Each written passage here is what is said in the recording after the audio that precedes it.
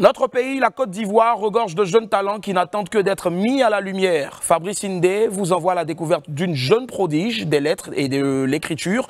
À seulement 16 ans, elle est auteure de 16 livres dont 2 ont déjà été publiés. Essim Mao est la plus jeune écrivaine de l'Association des écrivains de Côte d'Ivoire et elle est aujourd'hui dans le 12h chrono avec donc Fabrice Ndé et son compère de tous les jours, Gauthier Cactus Hué.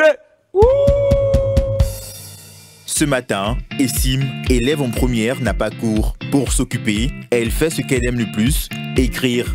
À 16 ans, elle est née d'une fratrie de 4 enfants. Elle est auteure de 16 livres, dont 2 publiés. J'ai commencé à écrire avec Sublime Destinée, qui est une œuvre de 126 pages. Deuxièmement, il y a Couleur de vie. Je me suis inspirée simplement de la jeunesse, tout en leur montrant 2 couleurs de la vie. Comme on le voit sur la couverture, il y a le soleil et le temps qui est un peu sombre, c'est-à-dire après la pluie vient le beau temps.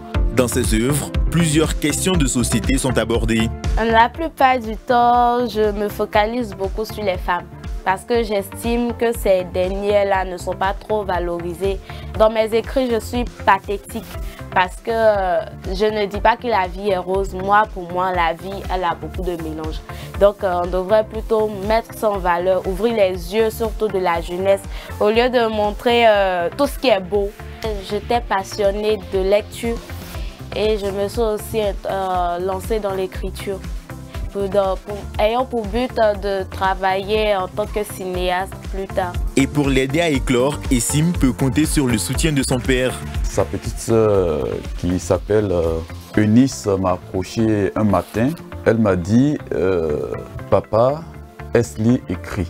Donc je l'appelle et puis je dis ah, Eunice me dit tu écris. Elle me sort ses cahiers de 300 pages. Franchement, j'étais émerveillé. Je n'en revenais pas. Je vais t'aider en faisant éditer vraiment tes ouvrages. La sœur, grâce à qui les écrits d'Essim ont été révélés au grand jour, c'est elle. J'ai su que ma grande sœur écrivait en fouillant dans ses affaires.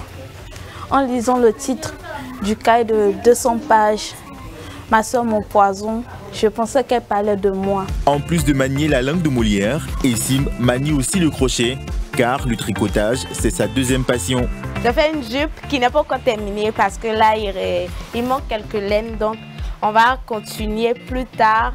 Dans cette cour où elle vit avec sa famille depuis plus d'une dizaine d'années, elle est adulée et prise en exemple. Ce qui se passe, je ne suis pas trop surpris, moi. Voilà, je ne suis pas trop surpris parce que, en quelque sorte, c'est comme si Dieu m'avait fait voir ça un peu. Aujourd'hui, ma fille est un exemple pour ses camarades. Je voudrais que le ministère puisse l'aider pour qu'elle puisse davantage évoluer dans l'écriture. Essim est l'incarnation vivante du dicton « Aux âmes bien nées, la valeur n'attend point le nombre d'années ». Ambitieuse et les rêves plein la tête, elle espère voir un jour la majorité de ses écrits disponibles dans toutes les librairies du pays.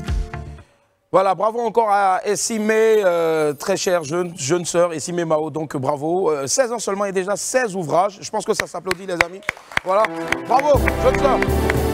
Et puis comme ça a été dit en tout cas dans le reportage, on espère que le ministère de tutelle, je pense qu'il y a deux ministères qu'on pourrait approcher, le ministère de l'Éducation, pourquoi pas, pour l'accompagner, ou peut-être pour essayer de permettre aux jeunes frères aussi de prendre de la graine en utilisant ces livres à l'école, et peut-être aussi le ministère donc de la Culture, voilà, pour promouvoir donc ces œuvres-là, parce que c'est une véritable artiste. Respect, très chère jeune sœur, et puis bravo aussi à son papa et à sa maman, ils ont bien travaillé la nuit.